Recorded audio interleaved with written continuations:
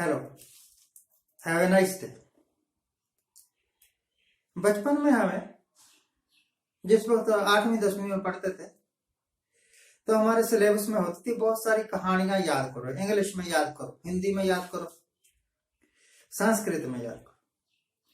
तो उन कहानियों में से जैसे thirsty crow, fox and the grapes, इस तरह बहुत सारी कहानियां, ग्रीडी डॉग वगैरह। एक कहानी होती थी एक चरवाहे लड़के की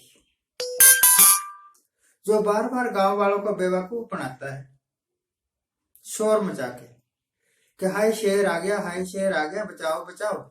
और गांव वाले दौड़ते जंगल की तरफ जहां वो भेड़े चराया करता था कि भैया शेर आ गया, हमारी भेड़े ना खा जाए, तो चलो बचाते हैं।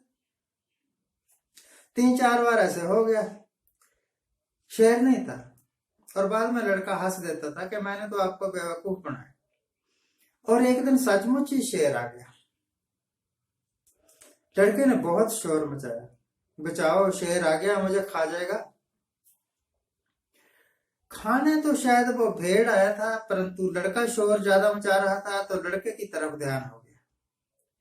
गांव वालों ने कहा कि ये तो रोज इसका यही काम है, कोई शेर शूर नहीं है, आप अपना काम करो। लोग काम करते रहे, शेर उसको खा गया। इस कहानी से मुझे यह शिक्षा मिली कि बार बार लगातार झूठ बोलना, उसका फायदा नहीं होता, नुकसान हो जाता है। जैसे प्रधानमंत्री साहब कई बार कह चुके हैं मेरी जान को खतरा, मेरी जान को खतरा। इस तरह नहीं कहना चाहिए। कई बार तो ऐसा होता है, लोग कहते हैं कई बार न्याय की देवी हमारी जुबान पर बैठ जाती है, जो उस मुंह से निकलता है वही सच हो जाता है। और कई बार जो बात हम कहते हैं उस बात पर लोग यकीन करना ही छोड़ देते हैं। दोनों तरफ से नुकसान है। अगर मुंह से लफ्ज निकले और वो सच हो गए और उनका नुकसान हुआ तब भी बुरी बात है, इट इज बैड। और अगर लोगों ने विश्वास करना ही छोड़ दिया यह तो और भी बुरा।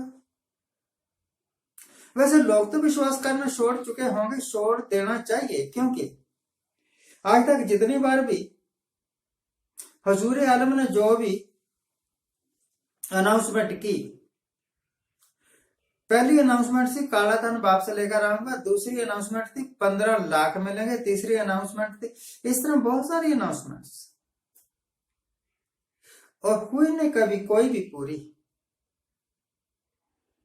तो फिर भी लोग विश्वास करते हैं तो लोग बेवकूफ। इलेक्शन जीतने के लिए आप क्योंकि ज्यादा बड़ी बड़ी रैलियां नहीं करेंगे ये,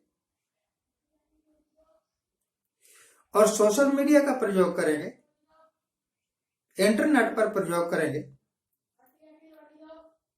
इस करके खूब दबा के, खूब जोर लगा के बहुत ज्यादा झूठ बोला जाएगा। और आपको तो पता ही है झूठ कभी फलीभूत नहीं होता, इसका फायदा कुछ नहीं होता। झूठ का तो अंतर नुकसान ही होता है। और जो सच बोलता है आज नहीं तो कल, कल नहीं तो परसों नरसों, उसका फायदा होता ही है।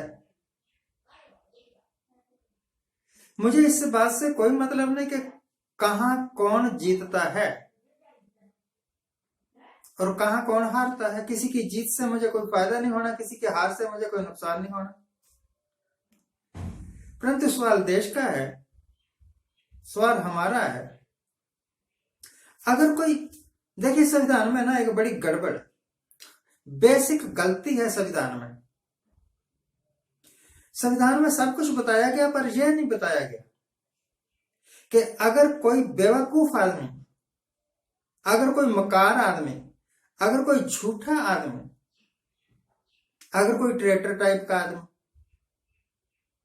प्रधानमंत्री बन जाए तो संविधान के पास कौन सी ताकत है कि वो उसको बेईमानी ना करने दे, मकारी ना करने दे, झूठ ना बोलने दे और देश का वफादार बना दे। बस ये बड़ी गड़बड़ है। आज तक जितने प्रधानमंत्री हुए उनमें से 2-3 ऐसे बेवकूफ भी हुए कि उनकी बेवकूफियां देश आज तक भुगत रहा है। एक तो अभी वर्तमान में ही भुगती जा रही है। ये जल मरते हैं बीजेपी वाले, जल मरने की कोई बात नहीं है, किसी ने अपलोड किया होगा तभी।